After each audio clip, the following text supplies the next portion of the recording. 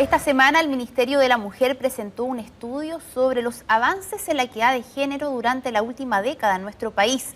Un informe que considera áreas como la salud, la educación o el trabajo, entre otras.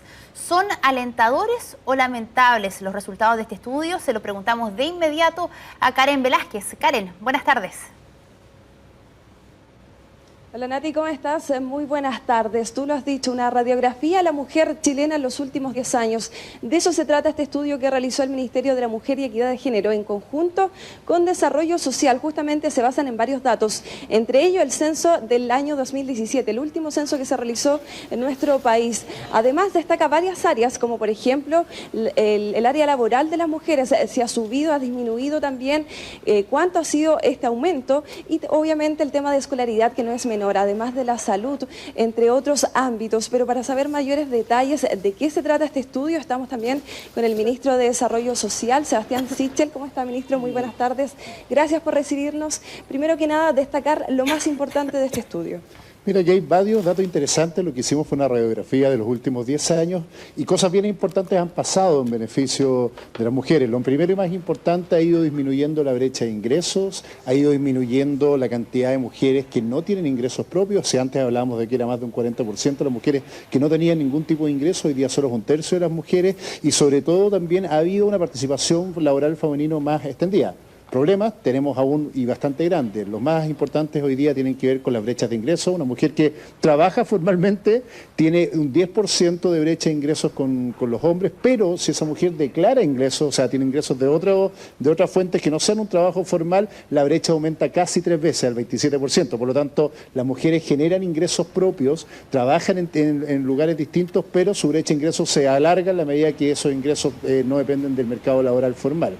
Y hay un segundo dato súper importante, que si bien disminuye la pobreza, los hogares femeninos o liderados por mujeres tienen más pobreza que los hogares tradicionales, que los hogares en que un hombre es el jefe de hogar, y eso significa que claramente hay que focalizar la política pública para apoyar los hogares en que mujeres dependen de un solo hogar, en que aquellos hogares donde los papitos corazón desaparecieron, las mujeres mantienen solo el hogar y disponen de su tiempo. En un estudio anterior nos dimos cuenta de algo que quizás demuestra evidentemente esto, que cuando tú le preguntas a una mujer cuánto tiempo destina a las labores de la casa, ella te dice 5.8 horas, pero cuando le preguntan lo mismo al hombre te dice 3 horas. Por lo tanto, ahí se demuestra que el tiempo disponible de una mujer, o si quiere trabajar, es mucho más bajo porque le dedica mucho más tiempo a labores no remuneradas.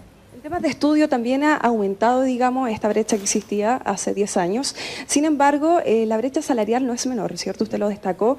Les voy a decir a la gente también para que comprendan un poco de qué se trata esta brecha. La brecha de género del ingreso de los ocupantes, de los ocupados, digo, entre hombres 652.397 pesos y las mujeres están en los 474.911 pesos. Todavía existe esto, todavía obviamente hay un trabajo que realizar, me imagino, ¿no? Exactamente, y hay datos que son mucho más brutales. En el Estado hemos hecho un esfuerzo gigante en el gobierno para que más mujeres, por ejemplo, participen en los directorios públicos. Estamos casi en la paridad, estamos sobre el 40% entre directorias de empresas públicos entre hombres y mujeres, pero cuando uno va al mundo privado se encuentra la sorpresa que de cada 10 directoras solo una es mujer.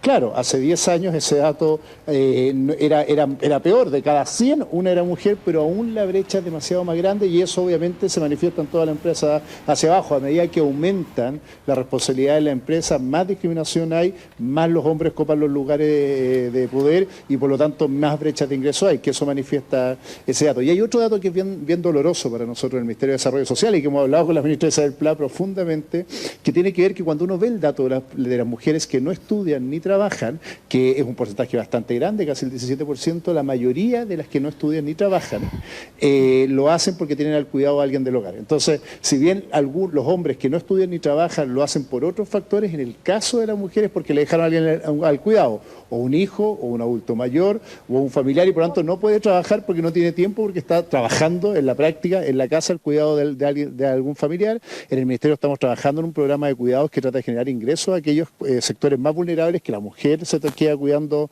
a una persona del hogar, pero claramente ahí tenemos un desafío porque esa no es una opción para la mujer, sino que simplemente por el machismo imperante la dejaron a las labores del cuidado de alguien, y eso hace mucho más difícil, por lo tanto, que entre al mercado laboral. Claro, es una realidad de nuestro país. Creo que tenemos también una pregunta del estudio, Nati.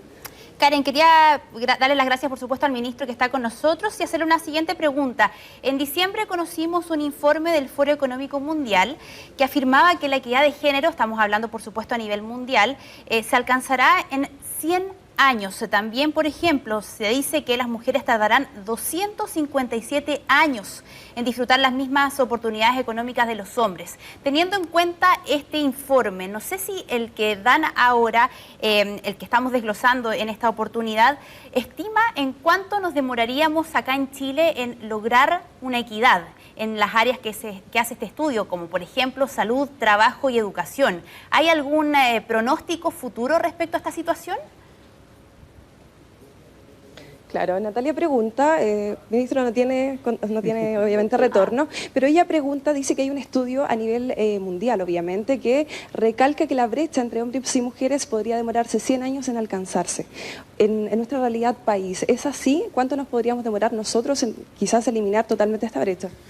Mira, Natalia, esa es la gran pregunta y si uno dejara las cosas como están, si dejara que el mercado, la sociedad fuera cambiando culturalmente, probablemente nos demoraríamos 100 años. ¿Cuál es la pega que tenemos en el gobierno? Lo que nos han comentado el presidente, lo que está haciendo la Isabel Plá con nosotros, es cambiar eso. Y para eso, ¿qué hay que hacer? Poner incentivos para que estas lógicas cambien. ¿Como cuáles? Cuando uno ve en los mismos datos cómo aumentó la participación femenina en el Congreso, en el Parlamento, una vez que se puso la ley de cuotas, se da cuenta que hubo un efecto que cambió esa curva que se va a demorar 100 años si esperábamos que ocurriera solo. O cuando uno ve específicamente lo que estamos haciendo ahora con el programa de cuidados, que es generar ingresos a las mujeres que específicamente cuidan a gente, uno se da cuenta que esas mujeres empiezan a generar ingresos propios, por lo tanto a mejorar sus ingresos. O cuando pone incentivos como ha habido, con más becas para las mujeres en el mundo universitario, cambia la curva. Si antes teníamos problemas de años de escolaridad en las mujeres estudiaban menos años promedio que los hombres, pero uno ve la universidad de hoy en que el 53%, casi el 53% son mujeres, o sea, hay más mujeres estudiando que hombres,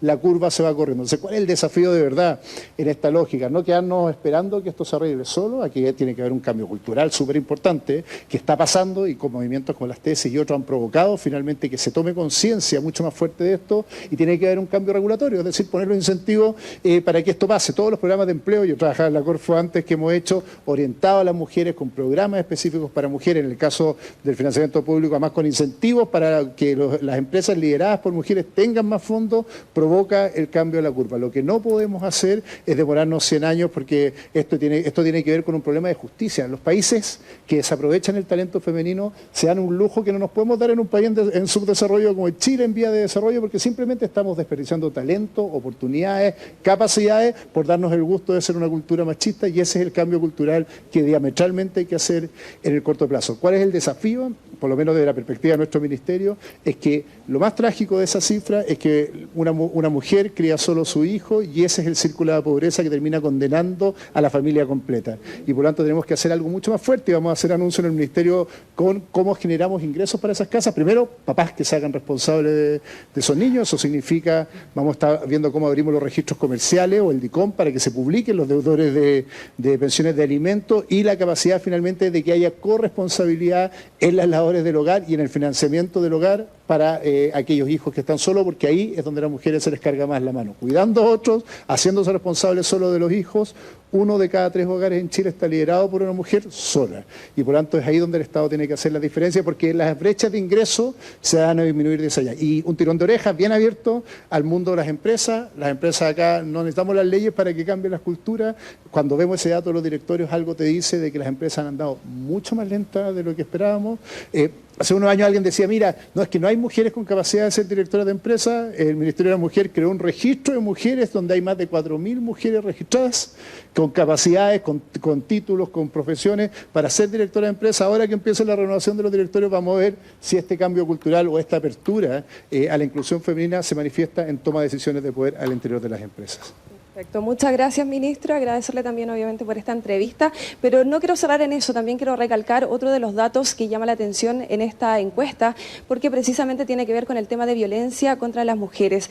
Lamentablemente aumentó considerablemente entre el año 2012 a 2017 el tema de la violencia psicológica y también la violencia sexual contra las mujeres. Es un dato no menor que recalca justamente este estudio y que habrá que analizarlo, obviamente, para saber qué es lo que está pasando y cuáles son las formas, obviamente, de mejorar esta realidad.